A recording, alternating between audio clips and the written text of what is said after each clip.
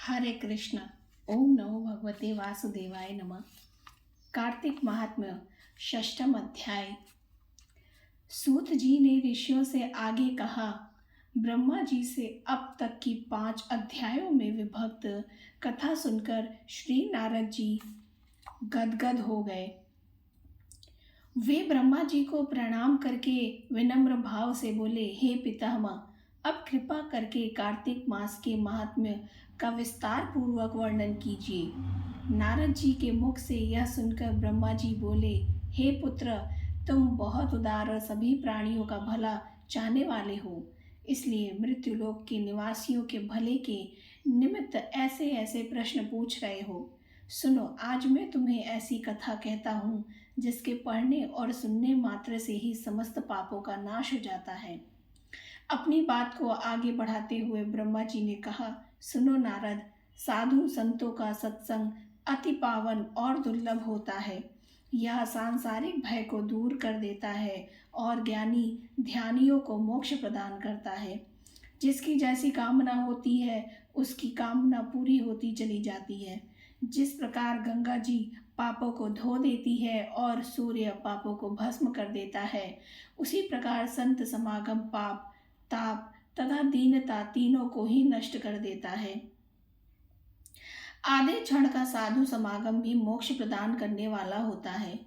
इतनी बात सुनकर तमाम ऋषियों मुनियों ने कहा कि हे सूत जी, अब आप कृपा करके कार्तिक मास महात्म्य का इतिहास तथा प्रसंग सुनाने की कृपा कीजिए। सूत जी बोले, हे नारायण, हे ऋषियों, एक समय चंद्र बदनी एवं कमल के समान कमल नयनी श्री सत्यभामा ने मन ही मन में विचार किया कि मैं धन्य हूँ जिसके पतिदेव स्वयं त्रिलोकीनाथ भगवान मधुसूदन हैं और वे 16,108 रानियों में सबसे बढ़कर मुझे ही प्रेम करते हैं।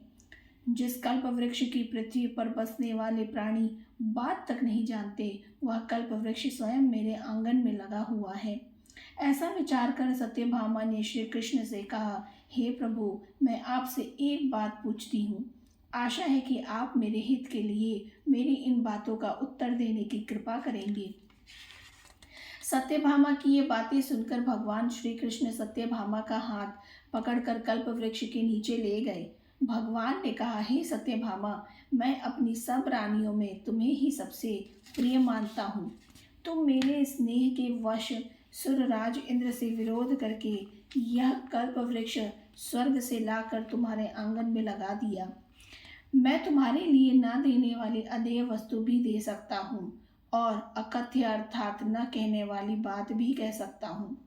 अब यदि तुम मुझे गुप्त से गुप्त बात पूछोगी तो भी मैं तुम्हें वह बता दूंगा।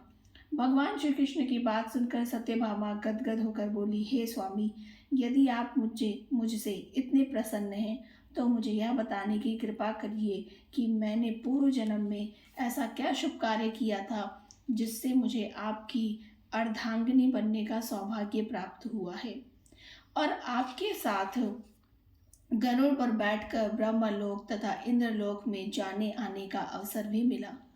हे नाथ, पूर्व जन्म में कौन सी तथा किसकी कन्या थी, सो आप मुझे विस्तार पूर्वक सुनाने की कृपा कीजिए।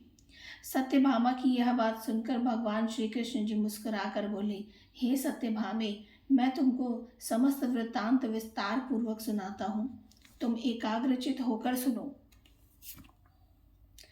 सत्ययुग के अंत में मायापुर नगर के अत्रिकुल में देव शर्मा नामक 4 वेदों, 6 शास्त्रों तथा 18 पुराणों का एक ज्ञाता एक ब्राह्मण रहता था। वह भगवान सूर्य नारायण का अनन्य भक्त था और रात दिन अतिथियों की सेवा में लगा रहता था। उसके कोई संतान नहीं थी, फिर बड़ी आयु में एक कन्या हुई जिसका नाम गुणवती रखा गया। देव शर्मा ने अपने एक शिष्य का नाम चंद्रप्रकाश था के साथ अपनी कन्या गुणवती का विवाह कर दिया। चंद्रप्रकाश अपने ससुर की पिता के समान सेवा करता था। एक दिन देव शर्मा अपने दामाद को साथ लेकर लकड़ियां काटने को वन में गया। वन में उन्होंने इधर उधर फिरते हुए एक भयानक राक्षस को देखा। उसको देखकर उन दोनों के हाथ पैर फूल गए और भागने में असमर्थ होने के कारण वे दोनों उस राक्षस के हाथ से मारे गए। परंतु उस क्षेत्र तथा अपनी भक्ति के प्रभाव के कारण वे मेरे वैकुंठ धाम को चले आए। जैसे मेघ द्वारा वर्षा हुआ जल सभी नदियों द्वारा समुद्र में प्रवेश कर जाता है, ठीक उसी प्रकार गणेश, शिव, सूर्य, विष्णु, इनमें से किसी भी देवता की भक्ति व उपासना करे वह हमको ही प्राप्त होता है। इसी से वह सूर्य भक्त हमारे दूतों के द्वारा विमान में बैठकर हमारे लोक पहुंचा दिए गए। उधर उन दोनों के मरने की खबर सुनकर गुणवती ने बहुत रुदन किया और रो रो कर कहने लगी, हे पिता और हे पतिदेव, अब मैं कैसे जीवित रह सकूंगी। हाय हाय, तुम मुझे किसके भरोसे छोड़कर कहाँ चले गए।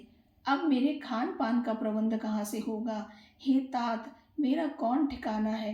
इस प्रकार गुणवती विलाप करती हुई पृथ्वी पर गिर कर मूर्छित हो गई और जब चेतना आई तो घर का सब सामान बेचकर उसने अपने पति और पिता की अंत्येष्टि क्रिया की। फिर संसार से वैराग्य लेकर भक्ति में तत्पर रहने लगी। इस प्रकार करते करते कार्तिक मास आ गया। तब वह विधि विधान से कार्तिक मास का स्नान करने लगी और साथ ही साथ एकादशी का व्रत भी करने लगी। यह दोनों ही व्रत भगवान को अति प्रिय है तथा मुक्ति और ऐश्वर्य प्रदान करने वाले हैं। हे प्रिय, कार्तिक मास में तुला के सूर्य में जो प्रातः काल स्नान और जागरण तथा दीप दान करते हैं, उनके जन्म जन्मांतर के पातक नाश हो जाते हैं। जो मंदिर में प्रातःकाल झाड़ू देते हैं तथा भगवान का पूजन करते हैं, वे जीवन मुक्त हो जाते हैं। जो तुलसी के वन की पालना करते हैं, वे फिर इस संसार में जन्म नहीं लेते। एक दिन गुणवती ज्वर से पीड़ित हो गई और असहनीय पीड़ा में भी दुर्बल शरीर होते हुए वह गंगा स्नान को कष्ट सहते हुए गई। स्नान करने को गंगा जी में प्रवेश करते ही मारे शीत के उसका सारा शरीर थर थर कांपने लगा और वह शिथिल होकर वहीं गिर पड़ी। उसी समय विष्णु भगवान के दूत सुंदर विमान लेकर आए और उसे विमान में बैठाकर विष्णु लोक ले गए। यह सब कार्तिक के स्नान और व्रत का ही प्रभाव था। त्रेतायुग के पश्चात द्वापर युग आया तो पृथ्वी पर कंस जैसे दैत्यों ने उत्पात किया। उस समय ब्रह्मा आदि समस्त देवताओं द्वारा प्रार्थना किए जाने पर पृथ्वी का भार उतारने को मैंने कृष्ण अवतार धारण किया। उस समय जितने भी हमारे विष्णुगण थे वे मेरे के साथ में यादवों के रूप में ग्वाल बाल होकर पृथ्वी पर अवतरे। देव शर्मा जो तुम्हारा पिता था वह भी पृथ्वी पर अवतरित हुआ। इस जन्म में देव शर्मा का नाम शत्राजित हुआ और चंद्र प्रकाश पृथ्वी पर जन्म धारण करके इस जन्म में अक्रूर जी हुए। तुम उस जन्म में गुणवती थी, अब तुम ही इस पृथ्वी पर जन्म धारण कर सत्यभामा हुई। कार्तिक के व्रत प्रभाव से ही तुम हमारी प्रिय हुई हो। तुमने आजन्म तुलसी के वृक्ष को सींचकर उसका पालन किया है, इसी से तुम्हारे आंगन में कल्प वृक्ष है। और कार्तिक मास में जो तुमने दीप दान किया था, इसी से तुम्हारे घर में लक्ष्मी का प्रकाश है। कार्तिक मास में व्रत आदि करके जो तुमने काया कष्ट सहन किया था, उसी से तुम मेरी अर्धांगिनी हुई। जो कोई कार्तिक मास में व्रत आदि करता है वह मुझे तुम्हारे ही समान प्रिय होता है। हे प्रिय, अन्य दूसरे जप तप यज्ञ दान आदि कार्तिक मास के 16वें भाग के बराबर भी नहीं होते हैं। इति 6वां अध्याय समाप्त। ओम नमो भगवते वासुदेवाय नमः। हरे कृष्ण।